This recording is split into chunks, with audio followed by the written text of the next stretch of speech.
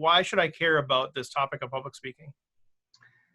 Public speaking is a skill that can benefit anyone who wants to start or grow a company because it is a great way to market your service or product. If you follow a couple of guidelines, which we can talk more about in a minute, but in general, I would say the benefits for a small business owner is it's a great way to gain visibility. You are creating awareness about your business and your brand and what it is that you have to offer. And one thing that I don't think that people think about is that when you are in a public speaking scenario, you have a captivated audience. We live in a world where people are more distracted than ever. You have social media, you have phone calls, you have people vying for your attention.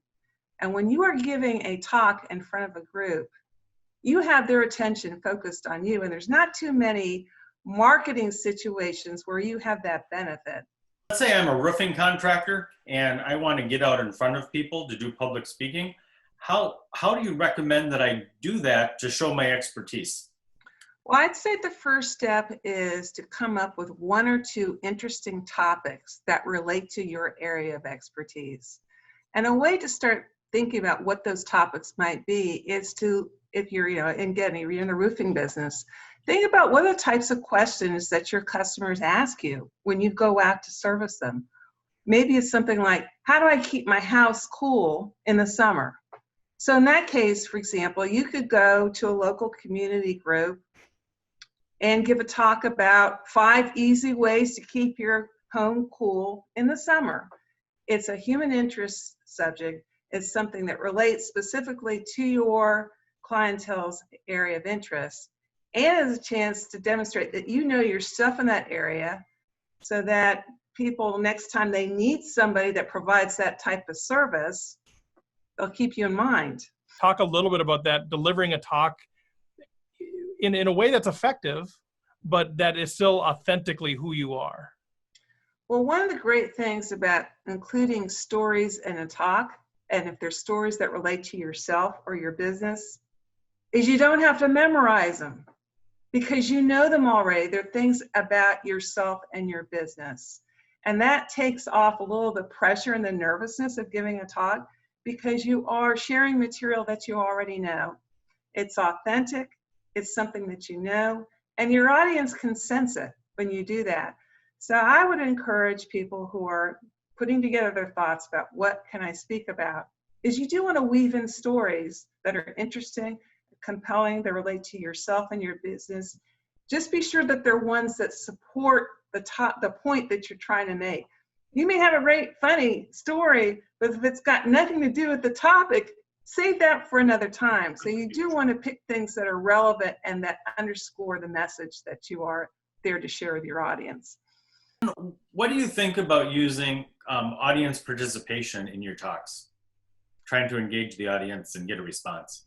I think that I'm a supporter of that, and I especially like doing that in a longer talk. Let's say you're giving a workshop typically you don't want speeches to go too long because, again, as we're talking about, people have limited attention spans.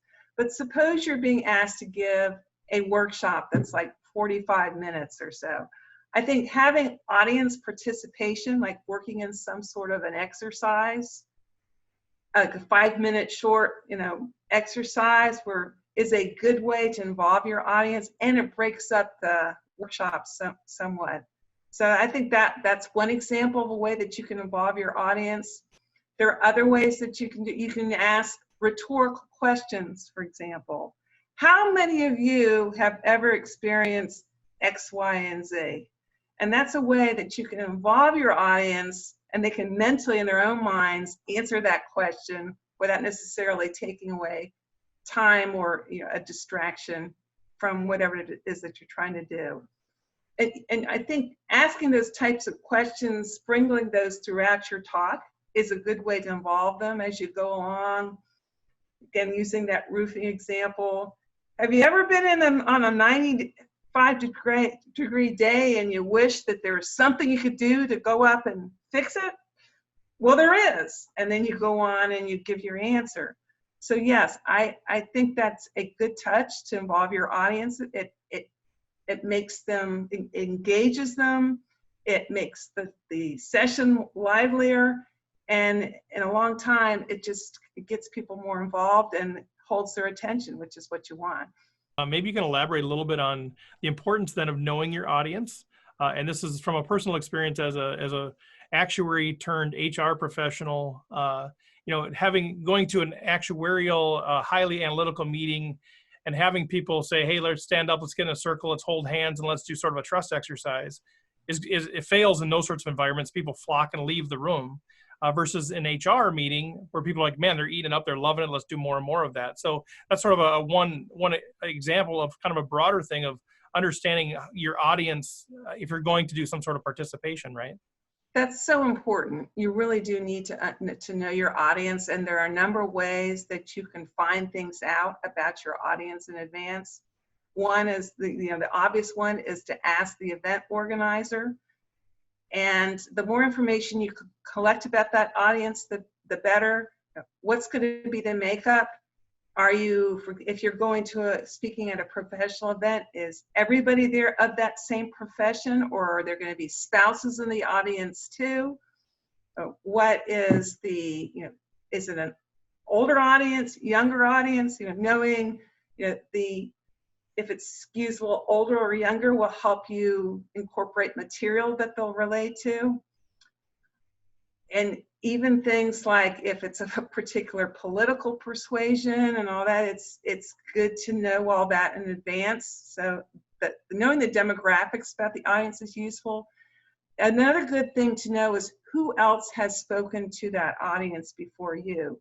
Who have they already heard from on this particular topic or related topics, so that you aren't giving them information that somebody else might have already given them. It's not redundant to what they've already heard. What their objectives are, what they hope to achieve, all that is really important and will go a long way towards helping you put together a talk that's going to resonate well. Well, Lynn, I understand we want to get out there and do public speaking.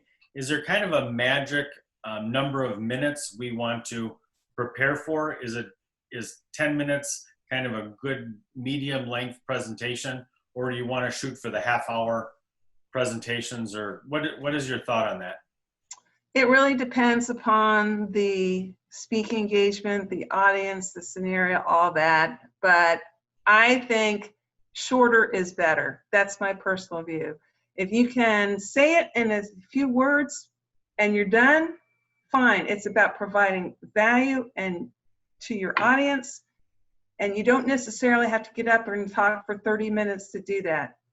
You can say it in 5 minutes. Nobody's going to complain if you end early. It's Okay. much better to go shorter than longer. It's where you're going to run into problems is if you keep going on and on and on and you're not adding anything that's useful to your group. So you mentioned 10 minutes. That would certainly be a good length for many scenarios, but ultimately it depends upon where it is that you're speaking. Number one would be to think about what your message is. Number one, what's your message? What are the main things that you want to share with the world that relate to what you do, yet provide value to your potential clientele? I think that would be number one. Number two would be get help. And by that, I mean, if again, Toastmasters is a great place. That's one of the best known organizations in the world that provide public speaking. It's certainly not the only one out there, but if you are having difficulty making that first step, get help from somebody that you can. And number three would be, you can take every opportunity that comes your way, because the more you practice, the more you talk, the more comfortable you'll get with it and the better you'll get at it. So get your topics, get help, get practice. You do those three things, you'll be well on your way to being a business owner that utilizes public speaking as a way to elevate your visibility, enhance your credibility, and hopefully get more business. So, Lynn, what would you say to people that say that when they go to a Toastmasters event, everybody speaks very well, and they don't think that they need, the average person doesn't think that the people that are in Toastmasters need the help in perfecting public speaking, and they maybe don't feel like they fit in because they're not at that level? What would you respond to that?